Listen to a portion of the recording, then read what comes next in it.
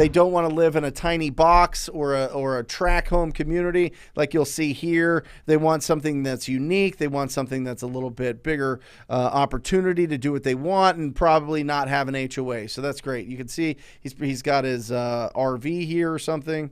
What are you laughing about? Ryan's football nickname. Oh, the Mantis? Oh, yeah. Mantis. It's vacant. It's vacant. Okay. Well, first of all, we need to get the story behind this thing. I mean, wowzer. This thing has been. It ain't going anywhere. You got. I don't think this thing's going there. I'd be curious to see if this is still there. If you could let me know, that'd be fantastic. But remember, if you need to remove that, they'll probably have to slice that thing up with some sort of jaws of life or something. I don't know. Okay, so good property. You've got good space. Looks like that is that part of the property or is that the neighbor? Let me see. You've got a neighbor that is on, no, it's kind of like on blocks here. Interesting.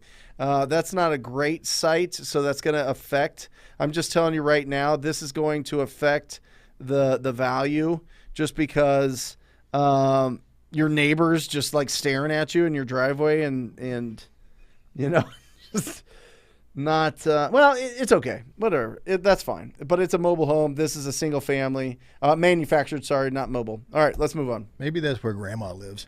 It could be, yeah. We'll have to pull up the address. I mean the name.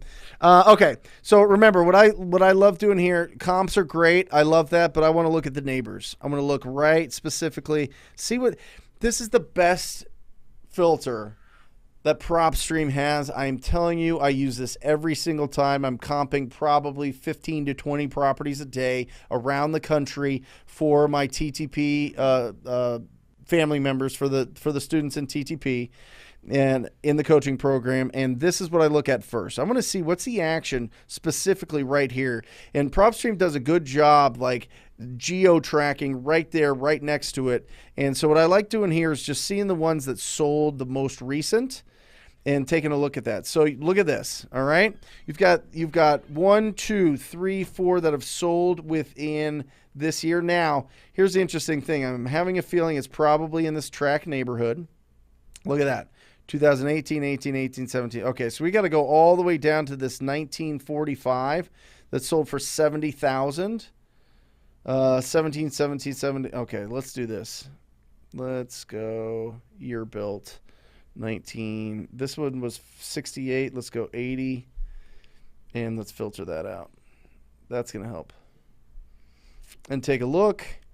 Not a tremendous amount. You got a 225 here. That's great. All right, 225, similar right here. Let's take a look at where this is at. This is 97, similar size. Awesome. Okay, 225 there. He's got it for how much? 165. 165. Let's take a look here. Let's look at this. Allow at 225. Fantastic. Looking clean. They put 134 pictures of this on the MLS. That is bananas. Similar. It's in good shape, but it's not in perfect shape.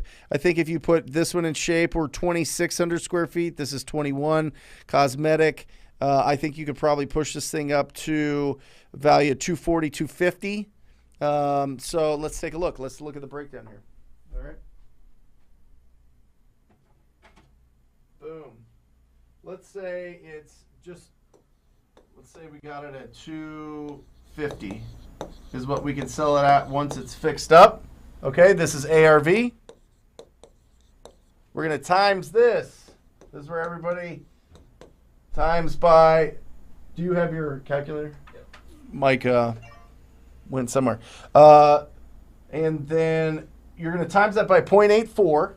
Right, because 0.84 is 10% profit for the fix and flipper or the buy and hold. They're going to want 10% minimum, and then 6% for the closing costs. So this is profit, and this is closing costs.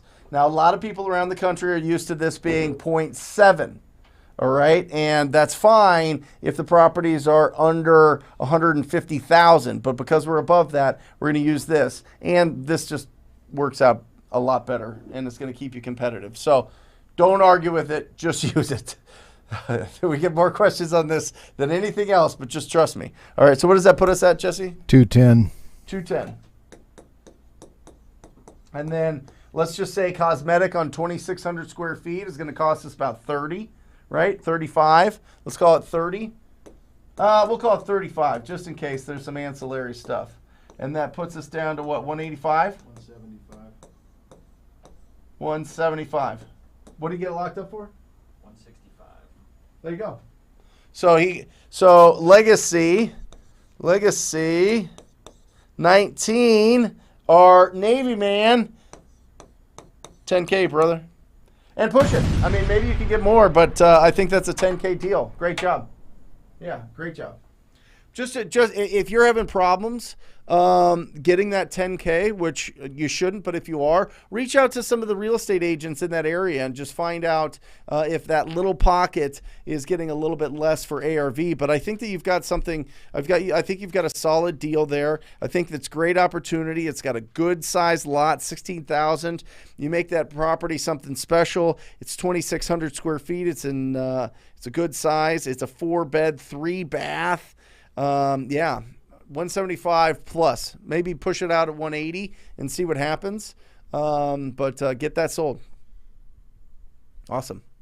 And that's how you do it. That's how you evaluate. Now, we're having fun with it because it's just fun to do these things, and this is an exciting business. And so just looking at these things, I'm just giving you little things that pop into my mind as I'm taking a look at it. But you can see there's not a tremendous amount of steps there. You don't have to get too crazy with it. You don't have to be perfect as long as you understand that you have to be that you have to find a good solid comp that's similar size in that area. If you like that video, hit that subscribe button. We come out with new videos every single day. And if you want your questions answered, like you and I, one-on-one, make sure that you join us for the live show every single Wednesday. I will see you there.